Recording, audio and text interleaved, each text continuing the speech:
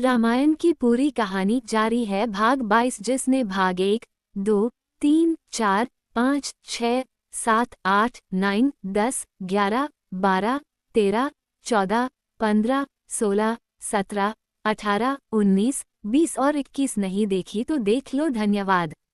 भाग 22। सनातन धर्म व भारतवर्ष के हर पहलू के बारे में हर माध्यम से जानकारी जुटाकर उसको संपूर्ण व सत्य रूप से आप लोगों तक पहुंचाना मेरा उद्देश्य है।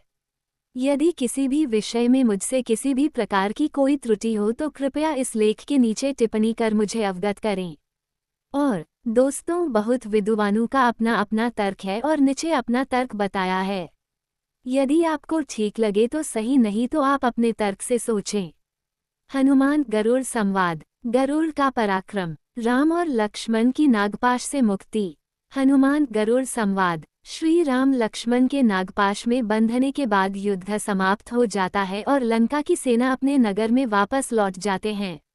इधर सुग्रीव, हनुमान, अंगद, जामवंत और विभीषण सभी श्री राम और लक्ष्मण के इस हालत पर बहुत दुखी होते हैं, क्योंकि जिनके के लिए पूरी वानर सेना समुद्र लंघकर युद्ध करने के लिए आई थी, आज वही श्री राम और लक्ष्मण भूमि पर नागपाश में बंधे मूर्छित पड़े हैं और धीरे धीरे नाग उनके शरीर से प्राण चूस रहे थे। श्री राम की सेना में पूरी तरह शोक सागर में डूब जाते हैं। किसी को भी श्री राम और लक्ष्मण को इस संकट से बाहर निकालने में का रास्ता नहीं सूझ रहा था। गरुड़ द्वारा राम लक्ष्मण को नागपाश से मुक्त करना। विभीषण द्वारा नागपाश अस्त्र की शक्ति का वर्णन। सुग्रीव के पूछने पर विभीषण बताते हैं कि इंद्रजीत ने घात लगाकर नागपाश अस्त्र का प्रयोग श्रीराम और लक्ष्मण पर किया है।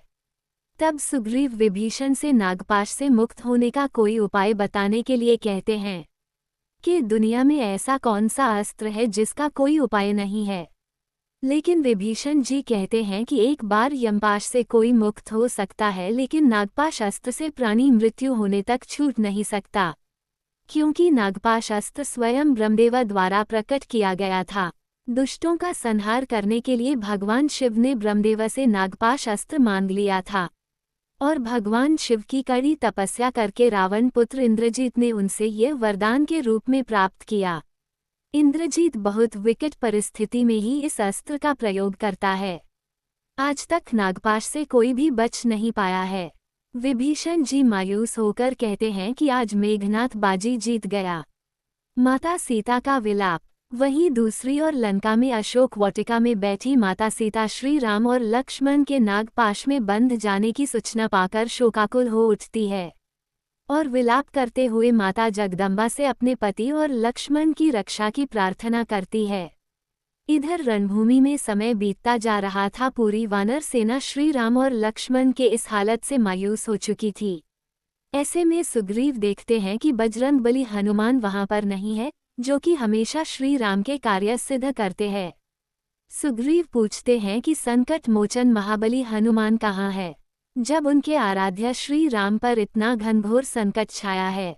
वही हनुमान श्री राम और लक्ष्मण के नागपाश में बंधने के बाद ही कुछ विचार करके पहले ही बिना समय गंवाए सीधे भगवान विष्णु के वाहन और पक्षी श्रेष्ठ गरुड़ के पास पहुंच जाते हैं। हनुमान को ये ज्ञात था कि नागपाश अस्त्र को छिन्न भिन्न करने की क्षमता केवल पक्षीराज गरुड़ में ही है। हनुमान और गरुड़ का संवाद। इसलिए हनुमान शीघ्रता से गरुड़ के पास आते हैं और गरुड़ को लक्ष्मण और मेघनाथ के युद्ध का सारा वृतांत बताते हैं कि कैसे मेघनाथ द्वारा छल से श्री राम और लक्ष्मण को नागपाश में बांध दिया गया है। हनुमान गरुड़ देव से प्रार्थना करते हैं कि वो शीघ्रता से उनके साथ चले और श्री राम और लक्ष्मण को नागपाश से मुक्त करने की कृपा करें। शुरुआत में तो गुरुदेव आनाकानी करते हैं, लेकिन वहां पर देव ऋषि नारद भी आ जाते हैं और वे भी गरुड़ को समझाते हैं कि इस समय भगवान विष्णु ने धरती से असुरों का नाश करने के लिए श्री राम के रूप में अवतार लिया है। इसलिए आपका परम धर्म यही है कि इस वक्त पवन पुत्र हनुमान की सहायता करें। देव ऋषि नारद के समझाने के बाद गरुड़ उनसे सहमत होते हैं और हनुमान के साथ चलने के लिए मान जाते हैं। राम लक्ष्मण की नागपाश से मुक्ति।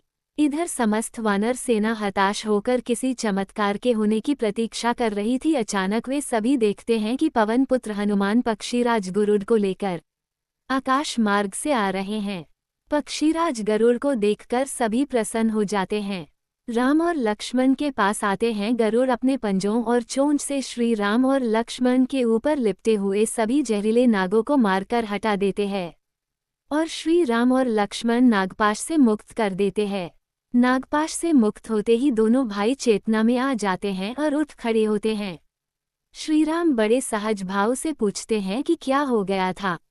तब सुग्रीव उन्हें बताते हैं कि मेघनाथ ने आप दोनों को नागपाश अस्त्र द्वारा बांध दिया था। हम सब हिम्मत हार चुके थे, लेकिन पक्षीराज गरुड़ ने आप दोनों को नागपाश से मुक्त करके नया जीवन दान दिया है। राम और गरुड़ का संवाद। तब श्री राम पक्षीराज गरुड़ का धन्यवाद करते हैं और बोलते हैं कि हे पक्षीराज, हमारा और आपका कोई संबंध न होते हुए भी आपने निश्चल भाव से हमारे प्राणों की रक्षा की है। हम सदैव आपके आभारी रहेंगे। पक्षीराज गरुड़ कहते हैं कि हे मर्यादा पुरुषोत्तम राम, आभार प्रकट करके कृपया मुझे लज्जित ना करें, क्योंकि मैं तो आपका ही सेवक हूँ। जब आप अपने इस अवतार को पूरा करके अपने परमधाम में चले जाएंगे तब आप हम दोनों के स्वामी और सेवक के संबंध को पहचान जाएंगे। तब गरुड़ श्रीराम से विनती करता है कि कृपया इन राक्षसों से सतर्क होकर युद्ध करें, क्योंकि यह किसी भी छल तथा मायावी रूप में युद्ध कर सकते हैं, जबकि आप मर्यादा पुरुषोत्तम है और युद्ध में भी मर्यादा का पालन वाले हैं। इतना कहकर गरुड़ श्री राम और लक्ष्मण की परिक्रमा करके वापस चले जाते हैं। श्री राम और लक्ष्मण को सकुशल देखकर पूरी वानर सेना हर्षोल्लास से भर जाते हैं और वे श्रीराम के नाम के जयकारे लगाने लगते हैं। जय श्रीराम तथा जय सियाराम के नारों से पूरा आकाश गूंज उठता है। वहीं लंका में जब रावण वानर सेना का जयनाथ तथा जय सियाराम के नारे सुनता है तो उसकी नींद उड़ जाती है। तब वो अपने गुप्तचर को बुलाता है और पूछता है कि शत्रु सेना इतनी रात को जयनाद क्यों कर रही है। तब रावण का गुप्तचर बताता है कि राम और लक्ष्मण पर जो संकट आया था वह टल गया है, इसलिए पूरी वानर सेना खुशी से जयनाद कर रही है। तब रावण पूछता है कि यह असंभव है, नागपाश से कोई भी मुक्त नहीं हो सकता, यह संभव कैसे हुआ। तब गुप्तचर शुक रावण को बताता है कि विष्णु के अवतार गरुड़ ने राम और लक्ष्मण को नागपाश से मुक्त कर दिया है।